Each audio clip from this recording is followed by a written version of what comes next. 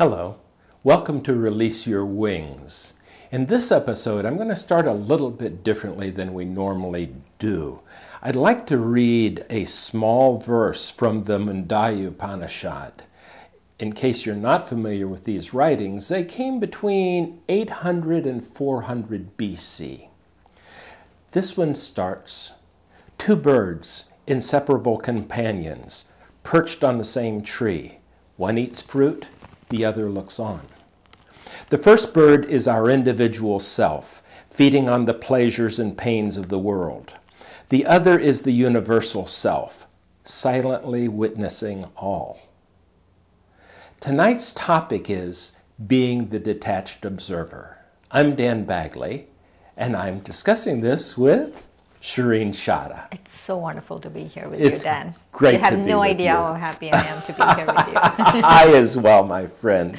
So, as being the detached observer, this is an interesting idea because it's like watching ourselves in the play that we're starring in. Yes, that's actually the bottom line.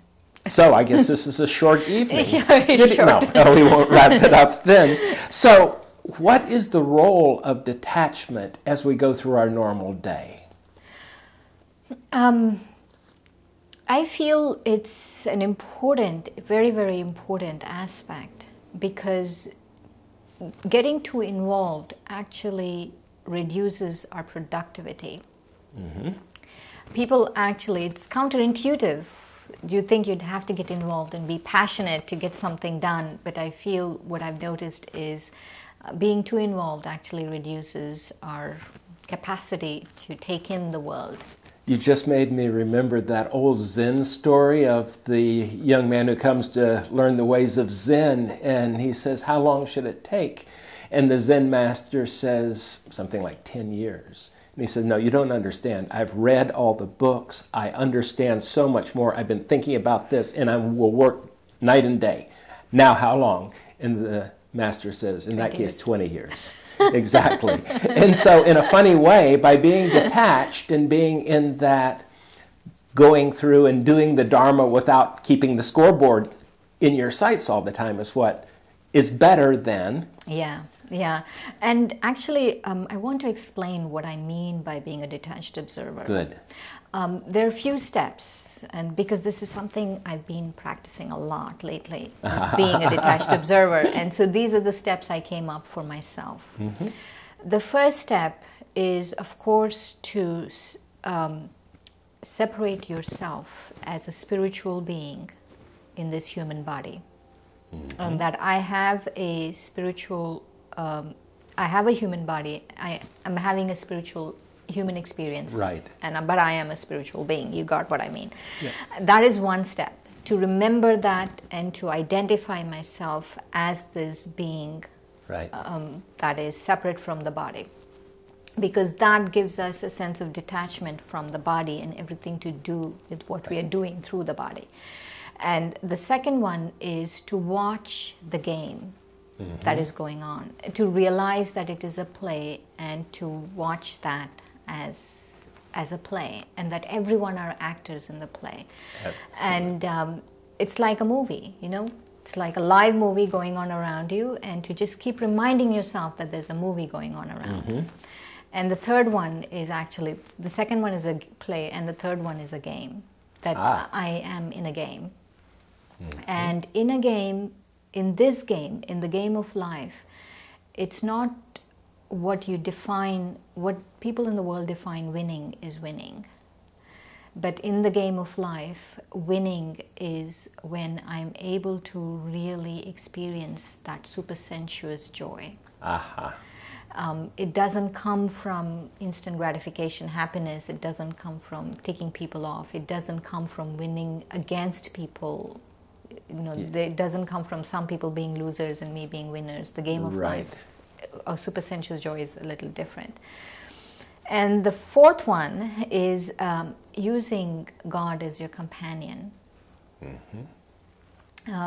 And really that as a companion, you're able to, because God is your companion, you're able to watch things better. And also our understanding in the B case is that God is the director and the creator of the play. So can you imagine if the director and the creator of the play is my companion, how enjoyable the play will be, and I, playing the role, can play a better role because the director is Exactly. in my pocket. That's nice. So implicit in this, as you've had some life and death issues recently, implicit in this, I pick from the first and the fourth steps is you're perfectly safe in the play. Is that correct? Yes. It's perfectly safe, and also whatever your heart's desire, you'll get it. Aha. Not to worry, not to struggle after it, there shouldn't be this angst about life. Yeah. Because there should be this deep wisdom that whatever your heart's desire, you will get it. And that is... If you're not getting it, that means you really don't need it. Yeah. And I think the heart is the place of the rewards. The feelings of fulfillment, feelings of love, feelings of total well-being are all on the inside. They're not, we don't get them from the outside. We may pretend we do. We may think if I get the new car, then I'll have acceptance for myself, but that doesn't work. Right. So, but one thing you said a few minutes ago, it was the winning and losing piece. And I realize how often in normal society we have our favorite sports teams, we have our political discussions, and they're win-lose games. Seems like more today than ever before. The duality of... The duality, and it's like there's a piece of us, which would probably be the ego that says, I need to win, I need to crush the other team, which is not really moving us toward our best interests, but we somehow have... Would it be fair to say an addiction toward the drama of winning and losing that maybe makes it feel real? Yeah, the adrenal rush that comes. Yeah. I know people who cried because a certain team lost in the Super Bowl. I have to admit that I'm a big football fan, and it changed my watching of the game because I've graduated from 3 different schools and all of them have football teams, and I was once one who it would ruin my afternoon if my team lost. I have friends it ruins their week. But I suddenly realized I don't want my happiness on the shoulder of 20-year-olds. And that helped me get more detached on the game. Now I have preferences, but probably not addictions in those. Now, does that lessen the adrenaline, the heart pounding? Absolutely. Does it lessen the enjoyment? Not for me, but I'm not sure I'd advise this for some of my friends who drive around in the school colors. It's a good thing that if I'm being a detached observer, am I lessening the enjoyment of certain things? And I feel that you're lessening the enjoyment of things that are really not the most beneficial for you. The external ultimately, really, it's good not to have preferences and likes and dislikes, and because actually life is a lot more enjoyable. You do experience supersensuous joy in that space so much more than the temporary instant gratification you get from your team winning and someone else losing. Right. In fact, the funny part is that we see people go, we're number one, when they never did any of the push-ups. They never showed up for any of the practices. So it's a vicarious enjoyment. Yeah, it's like a but spectator. Not real. Yeah. Exactly. It's what spectators do. Real players, they might do it too, but they deserve it if they're playing that game, I assume. So in this detached observer, something else you said was, we can achieve more, we can get more done if we're detached than if we are truly attached on things. Right. I think this is a wonderful paradox to keep in mind. And what I've noticed is if I am detached, I can do a little better than if I'm totally involved.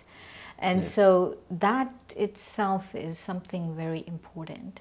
And the other thing I've noticed is when I'm detached, I can give love more. Ah, nice. If I'm too attached, I feel my love comes with a lot of conditions. Yeah, I find that I believe, I don't know that I found it, it's my belief that you cannot truly love and judge in the same emotional space. If I am wishing you would not have worn white today, but had worn blue, then I am distracted from the conversation. I'm distracted from the relationship. In some management circles, there is an understanding that the relationship is more important than the single transaction. And if you understand this, then you start looking at a bigger picture of, in business terms, win-win scenarios that go on and on. I think the detached piece keeps us from falling victim, falling in the hole of I must have this because what does it say about me? What does that mean if I lose this particular point? And it makes it much harder to have a good relationship, I would think. Yeah, I like that. I like that about relationships being so important. I'm really, I feel that's so true. Ultimately, you know, between two people or several people or whatever it is, that ultimately what I'm doing in this moment is not as important, or what I'm getting is not as important as how much the relationship is progressing. Right. Because really there is that happiness that comes from it. Absolutely. And I feel being a detached observer, you can have better relationships. It's interesting that you're not involved, but it's again a paradox, but actually as a detached observer you can have better relationships. That's been my experience. But you know, there's a story which I may have shared with you before about a doctor that had a son that he was always unhappy with, and the son didn't make good grades as good as he could and kept a messy room and all. And paradoxically, he had a pet monkey that was just he just loved it. And people would come over and he'd have the monkey do tricks, and the monkey was just his source of enjoyment. And then someone figured out that the reason the monkey was more enjoyable is he didn't want the monkey to go to Harvard. And he was attached to a son doing well. And if we have an outcome, an expectation, though I can say as the father of two, we can't control them to do those things. Yeah. We can hope for them, but if we're too attached, it's curvilinear. It gets good for a little while and bad for a while. The bad part is what stays. Yes. So you could say actually the opposite of detached observer is control. Yeah. Being so attached, you cannot let go of control. You really want to control. You want to control the outcome. You want to control people's behavior. You want to control what they say, what they don't say, everything. And in relationships, we find that I was in a conversation with a couple recently, and they were talking about, well, if I do this, then he needs to do that. And if he does this, then I need to do that. And I didn't say it, but I remember thinking, in my world, about the time you start keeping score, the game has just ended and you both lost. Right. By the time you're measuring, oh, wait a minute, should I be unhappy with her or him? Then this isn't about the relationship. This is about being right, not doing too much. Right. As opposed to being... I wonder when it comes to that in relationships of keeping score and why it comes to that. It doesn't matter when or why or how. When it doesn't matter. Actually, that's the point of being a detached observer. That's is not to ask why, not to ask when, and not to ask how. Just be a detached observer. However the relationship went before, whatever happened in the past is water under the bridge. Being a detached observer will really heal things. Absolutely. Sometimes we just have to let go of the tug-of-war rope. And in that context, in this last minute, I just flashed back to when I learned to water ski as a child. And in the first times you fall down, and one of the first times it pulled me up and I went straight forward and I didn't let go of the rope. And I'm going through the water with the water going in my mouth and nose and all, and finally I let go of it. But I realized that may be how being detached is, how important it is. We may be drowning in our own drama because we can't let go of the rope. Wow. Thank you for that memory, Shuri. Thank you, Dan. And thank you for joining us. We hope you had some insights about being a detached observer. Goodbye.